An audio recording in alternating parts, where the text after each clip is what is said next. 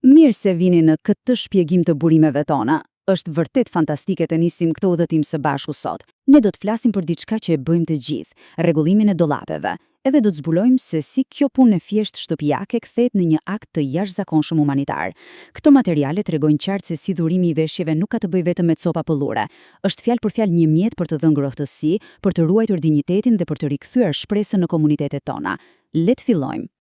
Në rregull, le të thellohemi drejt për drejt në këtë. Në njërin anë, kemi një pamje që të gjithë e njohim mirë, rroba që thjesht zënë pluhur në një dollap të errët, totalisht të harruara. Por, nëse shohim anën tjetër, i njëjti objekt, kur i kalohet dikujt që ka vërtet nevojë, transformohet plotësisht. Nuk flasim më për një triko të thjesht, kthehet në ngrohtësi reale fizike në një ditë të ftohtë të dimri, bëhet dinjitet dhe më e rëndësishmja, bëhet shpresë. Është thjesht mahnitse se si ndryshimi i duarve të një objekti i jep atij një vlerë kaq të jashtëzakonshme njerëzore. Ndonjëherë, gjërat që ne nuk i përdorim më mund të ndryshojnë jetën e dikujt tjetër. Kjo fjali e marr drejt për drejt nga burimet tona, godet vërtet në shenjë. Fjalët janë super të thjeshta, por kuptimi është tetë i thellë. Ajo çfarë nuk ka më vlerë për një person, mund të jetë një shpëtim absolut për dikë tjetër. Shpesh ekziston mendimi se për të bërë një ndryshim në botë duhen burime pafund ose gjeste madhështore, por ky eksplorim tregon të kundërtën. Fuqia për të bërë ndryshime të mëdha fshihet te gjërat që tashmë gjenden në shtëpi.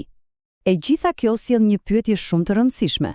Pse kaq shumë rroba ende në gjendje shumë të mirë përfundojnë në kosh të plerave në vend që të dhurohen? Është pak e çuditshme kur mendohet për potencialin që ato kanë. Përgjigja shpesh fshihet tek disa keqkuptime të vogla apo blloqe mendore që bën pengesë. Për të ndërtuar një komunitet vërtet më të fortë, fillimisht duhet përballemi me këto justifikime që e bëjnë më të lehtë zgjedhjen e rrugës së shkurtër të hedhjes, në vend të rrugës më kuptimplote, asaj të ndarjes me të tjerët. Një nga pengesat më të mëdha është ai mendimi i famshëm, rrobat e mia nuk kanë më asnjë vlerë. Është kaq e lehtë të mendohet se një veshje që ka dalë nga moda nuk i hyn në punë askujt, por realiteti sipas të dhënave që po analizojmë është krejtësisht ndryshe. Për një familje në vështirësi të madhe ekonomike, të blesh rroba të reja është thjesht e pamundur.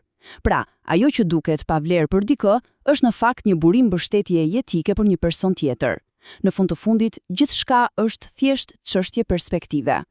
Përtej kësaj, ka edhe mite të tjera që duhen hedhur poshtë menjëherë. Për shembull, ideja se një dhurim i vogël s'bën asnjë ndryshim. Plotësisht e gabuar. Burimet tona theksojnë pa mas se edhe një pallto e vetme sjell një lehtësim të jashtëzakonshëm. Pastaj është edhe justifikimi se është shumë herë më e lehtë ti hedhësh. Është e vërtetë, të hedhësh diçka në kosh merr fiks 1 sekond, ndërsa organizimi merr ndoshta 10 minuta. Por mjafton të mendojmë pak për këtë. Ato 10 minuta punë krijojnë një lumturi kaq të madhe sa që pak përpjekje ja vlen 100% krahasuar me ndikimin gjigant pozitiv që shkakton. Vala e parë, mbrojtja e mjedisit ton të përbashkët.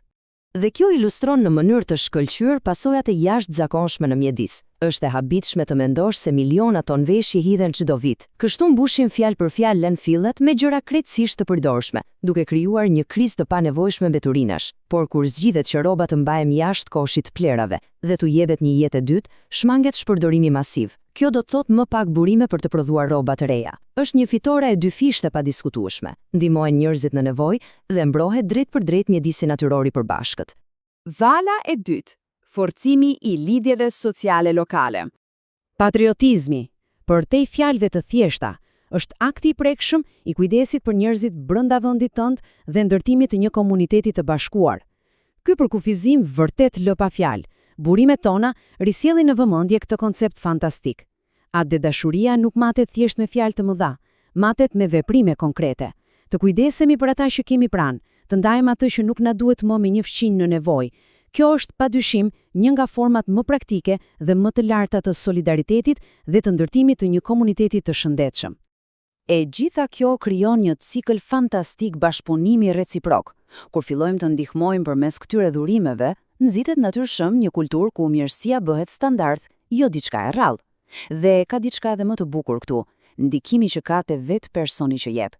Ky lloj solidariteti kultivon empati personale dhe i jep një super nxitje mirëqenies emocionale. Komunitetet bëhen jashtëzakonisht të forta dhe solidare kur anëtarët e tyre kujdesen në mënyrë aktive për njëri-tjetrin.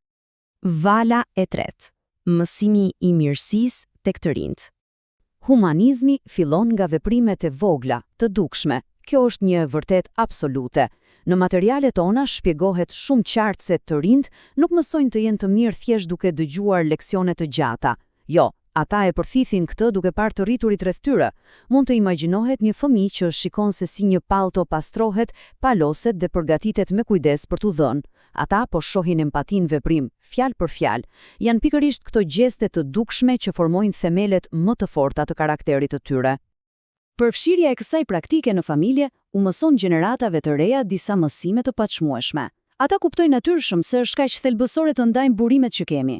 Mësojnë se si të ndihmojnë konkretisht çdo që gjendet në një moment të vështirë dhe perceptojnë vlerën e vërtetë të kujdesit për lagjen ku jetojnë. E thënë thjesht, organizimi këtyre dhurimeve është një investim i drejt për një shoqëri të ardhshme shumë më të dhëmshër. Është një efekt zinxhiri mahnitshëm. Pra, pika kritike këtu është si mund t'i nisin këto ndikime të thella në mënyrën e duhur që tani. Ne pam të gjitha të mirat e pafundme që sjell ky proces, për mjedisin, për komunitetin, për të rinjt, por qëllimi i mirë, vetëm si qëllim, s'është i mjaftueshëm. Për ta kthyer këtë në diçka vërtet efektive, duhet të mësojmë rrugën e saktë, hapat e duhur, për ta bërë realitet sot. Veprimi, hapat për një dhërim të duhur. Këtu theksohet fort rëndësia e organizimit dhe duhet të jemi shumë praktik. Hapi numër 1. Rrobat duhet të jenë gjithmonë të pastra dhe të përdorshme. Rregulli art këtu është kur nuk dhurohen gjëra të dëmtuara. Më pas, materiali sugjeron që rrobat të organizohen me shumë kujdes sipas moshës dhe llojit. Kjo i lehtëson pamas gjërat për personin apo organizatën që i merr. Pastaj vjen lidhja me bamirësitë lokale ose direkt me familjet në nevojë. Dhe hapi i fundit, le të frymëzohen edhe të tjerët të bëjnë të njëjtën gjë. Pak organizim në fillim eviton një lëmsh të madh më vonë. Dhurimi i vërtet duhet të sjellë gjithmonë dinjitet dhe respekt për marrësinë. Nëse duhet të mbahet mend vetëm një gjë nga i gjithë ky shpjegim, le të jetë kjo frazë: të gjitha ata hapa që sapo u përmendën, larja, palosja, ndarja e kujdesshme, bëhen për një arsye të vetme. Ky nuk është një justifikim për të zbrazur plerat nga shtëpia. Ky është një mesazh pa fjalë që i thot tjetrit: unë të respektoj. Kur dhurimi bëhet me kujdes, ai mbron dinjitetin e atij që e pranon. Është pikërisht kalimi nga një heqje qafe e thjesht në një përqafim të vërtet njerëzor. Nuk duhet të jesh i pasur për të ndihmuar dikë. Gjërat e vogla mund të sjellin ndryshime të mëdha. Kjo e përmbledh absolutisht të gjithë thelbin. Çdo justifikim rrëzohet poshtë këtu. Të paturit lek pafund nuk është as pak parakusht për të ndryshuar një lagje apo një komunitet. Diçka e vogël, fjalë për fjalë një pulover e mbajtur mirë që jepet dikujt tjetër, mund të bëjë një diferencë monumentale në ditën e tij. Këto veprime fare të vogla individuale krijojnë ndryshime të mëdha dhe afatgjata në çdo lagje. Ndaj mirësi, ndihmo komunitetin, jep shpresë përmes dyrimit dhe kjo na jep një pamje kaq të bukur për ato që mund të arrihet së bashku, duke ditur se mbrohet mjedisi, se afrohen njerëzit, se jepet shembulli i duhur të fëmijët dhe ruhet dinjiteti i atyre që kanë nevojë. Mundësia për të vepruar është pikërisht tani, s'ka pse pritet. Mund të hapen ato dollape që këtë javë, mund t'i jepet jetë diçka të harruar dhe të kthehet ajo pëlur në shpresë të pastër dhe plotësisht të prekshme. Cili send i papërdorur që aktualisht qëndron në errësirë do të jetë shkëndija që ndryshon një jetë sot. Ndërsa për mbyllim, ja vlen ta mbrajmë këtë pyetje vërtet provokuese në mendje. Ndoshta zgjidhja për ditën e zymte të dikujt, pak ngrohtësi shtesë për një fëmijë, ndodhet pikërisht aty, e harruar dhe e heshtur në një cep të shtëpisë. Është fiks koha për t'i kthyer këto sende në shkëndija për ndryshime të qëndrueshme. Faleminderit për vëmendjen gjatë këtij eksplorimi të thellë të burimeve, dhe shpresojmë që ky shpjegim të shërbejë si një shtysë e bukur drejt veprimeve fantastike sot në vazhdim.